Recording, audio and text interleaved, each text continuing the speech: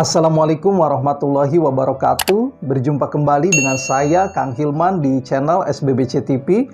Alhamdulillah rekan-rekan semua, Kang Hilman bisa menyapa rekan-rekan kembali di channel ini. Semoga rekan-rekan semua selalu diberikan kesehatan, keselamatan, rezeki yang berkah berlimpah dari Allah Subhanahu wa taala. Sebelum Kang Hilman memulai pembahasan, kita intro dulu rekan-rekan supaya tambah semangat.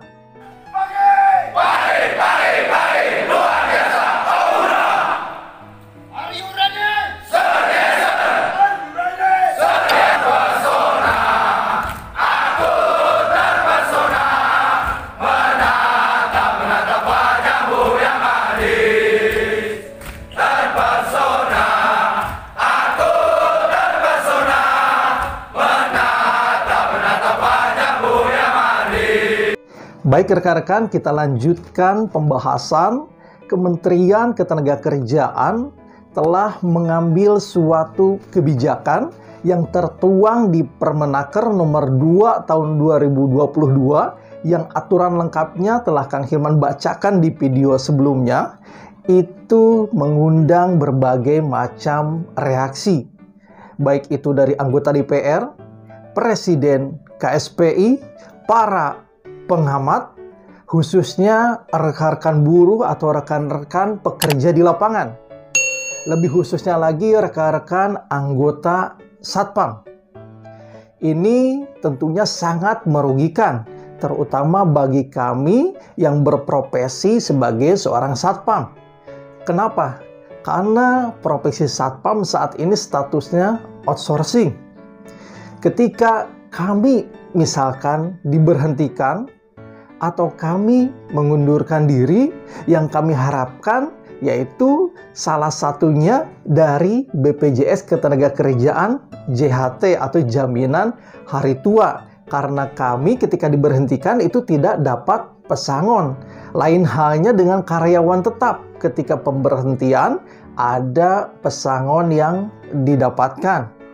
Maka dari itu sangat jelas-jelas aturan ini tidak mewakili kami sebagai pekerja, khususnya kami yang berprofesi seorang Satpam yang status kepegawaiannya yaitu outsourcing.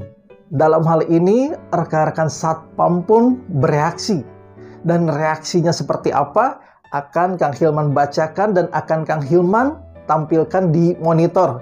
Semoga menjadi perwakilan atau suara atau aspirasi dari kami yang berprofesi sebagai seorang Satpam dan bisa didengar atau bisa dilihat oleh yang berkepentingan dalam hal ini.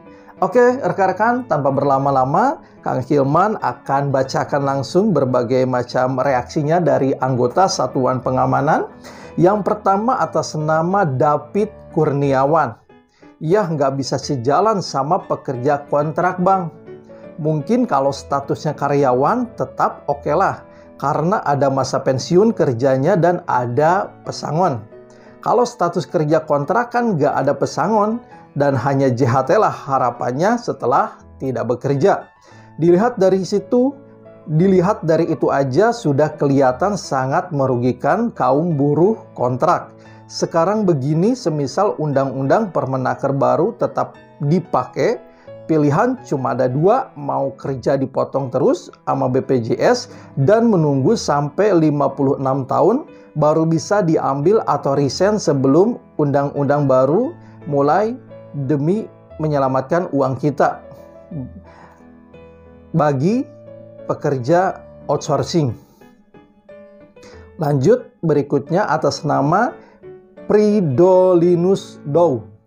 Baiknya pemerintah sebatas memfasilitasi saja, mau dicairkan atau tidak sebelum umur 56 tahun tergantung karyawan sendiri. Apalagi yang sudah di PHK atau stop pekerja karena alasan tertentu, sebelum umur 56 tahun, uang itu bisa dijadikan modal untuk usaha biar tidak dipersulit. Kemudian komentar selanjutnya dari Septian Putra.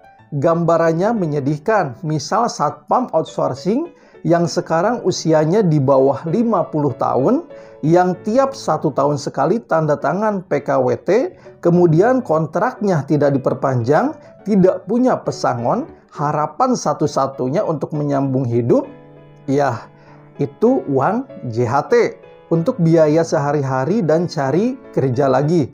Terus uangnya boleh diambil nanti sudah usia 56 tahun. Coba kawan-kawan bayangkan, ini pemerintah kok gak punya hati katanya. Kemudian atas nama Fauzan Andriansah Putra.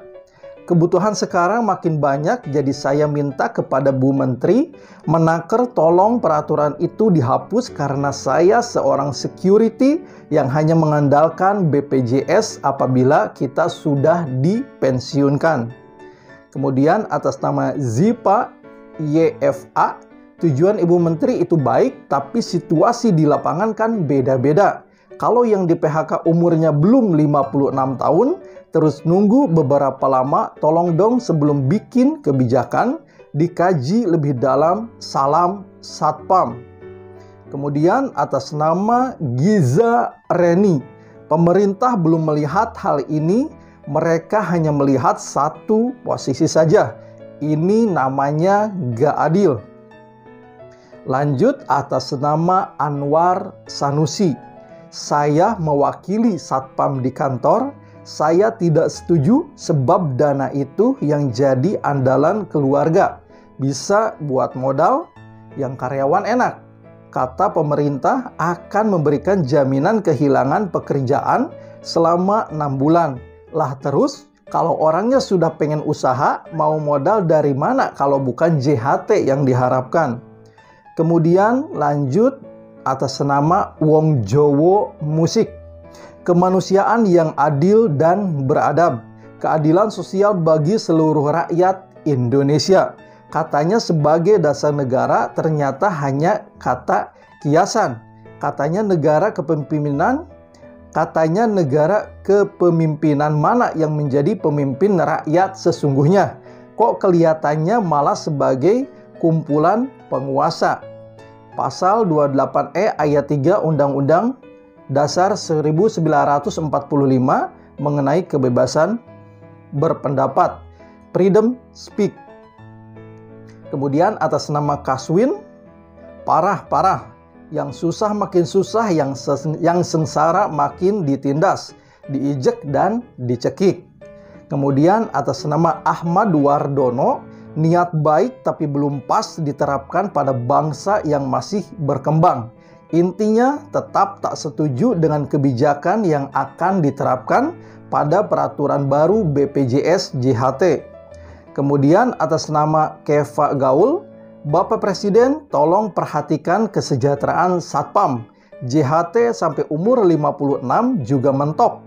20 atau 30 saja, buat yang masih outsourcing bisa apa? Kemudian atas nama Lonowata Channel. Dulu aturannya kalau masih aktif kerja tidak bisa dicairkan. Bisa dicairkan apa? Bila sudah tidak lagi aktif bekerja di perusahaan manapun, itu sudah bagus. Ini malah dirubah lagi. Buat apa coba ditahan-tahan uang kita? Kemudian komentar yang terakhir dari atas nama Untung Baik. Saya kok bingung sama Menteri Ketenagakerjaan. Mereka kan orang-orang pinter. Kok malah kayak POC? Lah, kalau misal umur belum ada 56 tahun, sudah meninggal, banyakkan kontrak outsourcing, lah mereka enak PNS paling enggak pada dapat pesangon. Ya entah itu pesangon dari duit JHT kita yang dikorup, sogokan, pengusaha, dan lain-lain. Mumet lucu bin wagu nambah sengsoro rakyat cilik.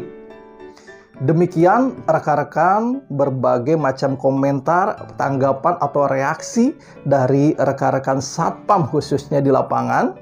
Dalam hal ini mayoritas Satpam tidak setuju akan kebijakan Kementerian Ketenagakerjaan. Karena apa? Status kepegawaian kita, status kepekerjaan kita adalah outsourcing. Ketika kami resign atau diberhentikan dari tempat kerja kami yang diharapkan ya dari dana JHT tersebut. Seperti itu. Semoga tanggapan, reaksi anggota Satpam ini bisa mewakili rekan-rekan Satpam yang lainnya di lapangan, sehingga aspirasi dari rekan-rekan Satpam khususnya bisa tersampaikan, dan kebijakan ini semoga dikaji kembali bahkan dibatalkan. Untuk hal ini silakan jika rekan-rekan Satpam di lapangan mau menambahkan reaksinya, mau menambahkan tanggapannya, silakan bisa ditulis di kolom komentar. Saya Kang Hilman, izin undur diri dan sampai jumpa kembali pada kesempatan berikutnya. Wassalamualaikum warahmatullahi wabarakatuh. Salam Korsa, salam Satuan Pengamanan Indonesia.